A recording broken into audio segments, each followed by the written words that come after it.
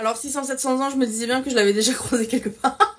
Alors hier soir, on était en train de dire justement que l'un des trucs moi qui m'aide à savoir si vous êtes flamme jumelle ou pas, c'est justement voir le nombre d'incarnations que vous avez partagées ensemble, et que dans le cas des flammes jumelles, c'est beaucoup. Ça remonte minimum à 600-700 ans, et que ça pousse parfois sur plusieurs millénaires. Et mais c'est drôle parce que ça à chaque fois ça vous défracte en consultation, et il y a un truc que je comprends pas. C'est, vous savez, les gens qui vous disent ouais, les trucs de flammes jumelles c'est trop romantique et tout, c'est du grand amour, c'est waouh, comme ça c'est sûr on va se retrouver en couple et tout, trop d'amour comme ça. Mais évidemment que ça va vers un couple, c'est juste que c'est un peu difficile, je veux dire. Mais moi dans ces cas-là je dis mais gars, t'as ouvert les annales akashiques de ces personnes, t'as regardé ce qui s'est passé, parce que moi ça me fait redescendre direct en termes de comédie romantique, tu vois. C'est genre quand ça fait 600-700 ans, voire 1000-2000 ans, qu'en fait on a deux personnes qui s'aiment, hein. Mais il y a aucun sujet sur la question. Ce sont des personnes qui s'aiment, mais qui n'arrivent pas à s'aimer, parce qu'à chaque fois il y a du bordel.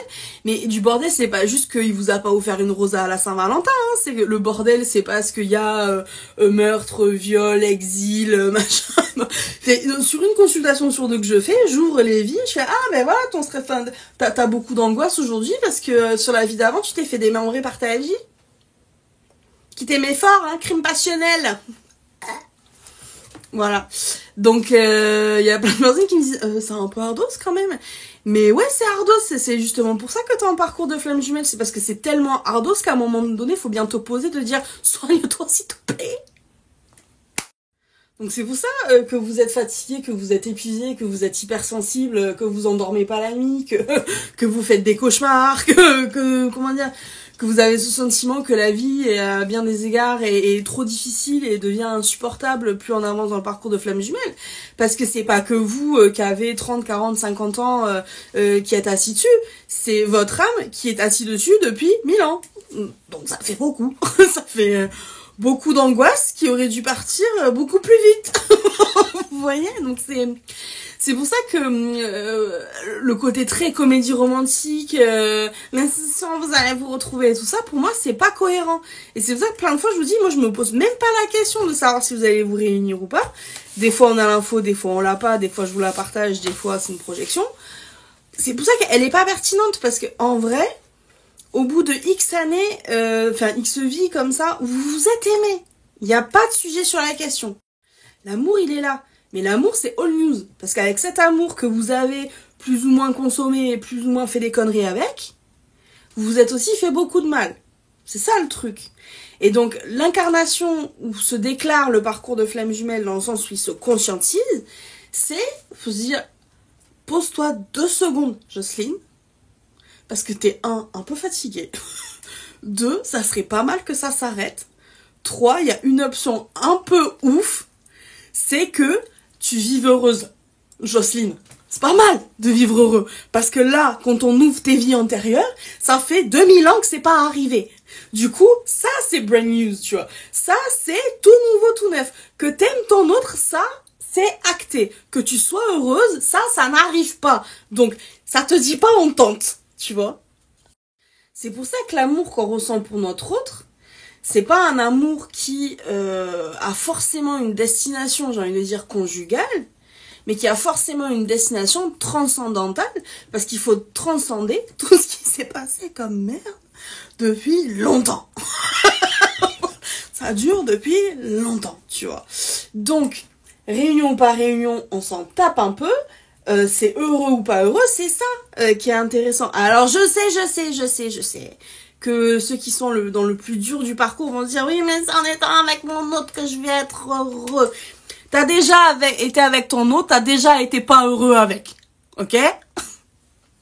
Ça n'est pas un argument. Enfin, pas pour moi, tu vois. Et quand il y a des thérapeutes qui disent que c'est un argument, moi je me dis, mais on a vraiment accès aux mêmes informations, parce que moi c'est pas du tout ça que je crois. Mais pas du tout. Au contraire, c'est-à-dire que placer le bonheur au-dessus du couple avec notre autre en termes d'échelle de valeur, c'est bien plus libérateur Parce que ça, c'est un truc que votre âme ne s'accorde jamais. Et votre âme, elle est complètement défractée et vous êtes dans un parcours à vie justement parce que votre âme, parce que vous avez besoin de ça. Le couple avec votre autre, vous l'avez eu plein de fois. C'est ça le truc aussi. Donc c'est une preuve d'empathie envers soi-même que de se dire, en fait, merde, j'ai le droit d'être heureuse. Mais un bonheur sans condition. Pas heureuse avec, souvent mon autre, heureuse avec beaucoup d'argent, heureuse avec, non, c'est heureuse tout court. Peu importe de quoi votre vie sera constituée. Heureuse ou heureux, tout court. Point. Point final. Tu vois. Ça, c'est nouveau dans votre âme. Et c'est pour ça que vous êtes là. À mon sens, c'est pour ça que vous êtes là. Ça n'est que mon avis, c'est pas une vérité universelle. C'est comme ça que moi je vous accompagne. J'aimerais, à un moment donné, que dans votre vie, vous puissiez regarder dans le miroir le matin et que vous vous disiez, putain, t'es fraîche Jocelyne, t'es heureuse, t'es en paix, t'es en sérénité, va, tu gagnes. Et là, quand vous avez ce sentiment-là, quand il y a ce sentiment qui s'inscrit dans votre âme, qui est enfin une nouvelle information qui se passe dans votre âme sur une échelle de temps de plusieurs centaines, milliers d'années, là, il y a une vraie transcendance qui se pose. Là, il y a un vrai truc qui est possible. Et dans cette espèce d'énorme update, une grande mise à jour comme ça qui, tu vois, vous remet les choses en place un petit peu, vous voyez plein d'opportunités arriver à vous, vous avez vraiment ce sentiment profond de libération et que vous pouvez faire ce que vous voulez et que personne ne va vous y empêcher. Et c'est à ce moment-là quand on ressent ça, et ce sentiment, il est tellement prenant, tellement enveloppant, c'est un énorme câlin de soi à soi, que là, à ce moment-là, être plus ou moins en couple avec l'autre, c'est pas comparable en vrai, parce que c'est le câlin qu'on ressent à ce moment-là, dans la tête, le truc qu'on dit, c'est que même notre autre ne peut pas nous donner un câlin comme ça. C'est oui, il peut nous faire un gros câlin, nous pouponner d'amour et tout ça, bien sûr, mais ça sera jamais aussi bon, aussi jouissif, que ce câlin de Jocelyne, t'es fraîche, je t'aime. Ça sera jamais aussi que ça, tu vois. Là, il y a une vraie comparaison qui se fait, et c'est à ce moment-là que, en particulier les Chaser, relativise énormément par rapport à la réunion. Ils se disent pas j'en veux plus, c'est pas la question de c'est pas fait pour moi, ça n'arrivera pas, je suis contre. Non, on parle pas d'amertume là, on parle pas de colère, de frustration, de c'est comme ça. Non, rien à voir avec ça. Quand vous êtes pouponné comme ça, machin, c'est peu importe ce que la vie m'amène, je serai cool avec. Donc s'il faut se faire une grande preuve d'amour et se dire, moi Jocelyne, amoureuse de toi Daniel, et en fait ça fait 2000 ans qu'on se casse que la gueule, en fait on a le droit d'avoir de l'empathie, se dire que c'est terminé, tu vois. Se dire, en fait, ok, c'est bon, on arrête, tu vois. Donnons-nous cette empathie-là, ce câlin envers nous-mêmes, de nous dire que oui, à partir de maintenant, notre âme va être heureuse. La tienne, la mienne, séparément, c'est cool, tu vois, tout le monde va être heureux. Bisounours, tu vois. Ça, c'est le vrai bon bisounours qui poupoune, tu vois ce que je veux dire. Mais tu peux aussi te dire, je me pose même pas la question. Et si mon autre, dans sa façon de penser, à ce moment-là, développe quelque chose une énergie qui tend vers moi, tant mieux. Mais c'est juste que cette information-là, ça lui appartient quelque part. Et c'est une discussion qu'on pourra avoir, et c'est une autre étape de notre âme, c'est de se poser en conscience, parce que ça aussi c'est un truc qui a jamais été fait, c'est-à-dire que pendant des centaines d'années, des milliers d'années, oui, vous vous êtes aimés, mais quelque part de façon inconsciente. Parce que vu le bordel qui s'est passé, vu le bordel qui vous a causé ce fractionnement total de l'âme, vous pouvez pas me dire que vous avez choisi consciemment de faire ça. C'est pas possible d'être con à ce point. Je vous prête plus d'intelligence que ça, vous voyez, donc c'est forcément dans des strates inconscientes, c'est forcément malgré soi que ça s'est passé comme ça. Il y a très très peu de choix, il y a beaucoup de pulsions dans les vies antérieures des FJ, pardon. Il y a beaucoup de choses qui nous sont obligées, c'est-à-dire qu'on a deux personnes qui s'aiment et qui ont envie de vivre ensemble, mais les parents, les machins, les ex-tirent. Alors ça c'est le précaré de mes envies antérieures avec moi FJ.